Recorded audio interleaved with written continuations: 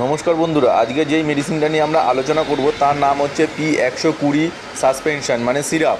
তো এই P120 সিরাপটা apex company তৈরি করে থাকে। এর জেনেরিক নেম হচ্ছে প্যারাসিটামল পেডিয়াট্রিক ওরাল সাসপেনশন।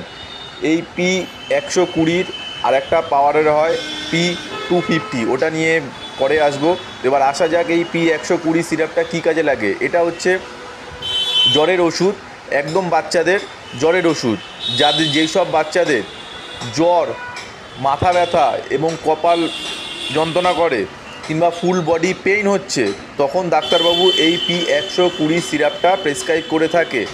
এই P120 সিরাপটা কোন বাচ্চাদের প্রেসক্রাইব করে থাকে? যেই সব বাচ্চাদের 3 বছর বয়স কিংবা 3 বছরের ওপরে বয়স, 3 বছর থেকে 1.5 বছর কিংবা 2 বছর পর্যন্ত এই বাচ্চাদের খাওয়ানো যায়।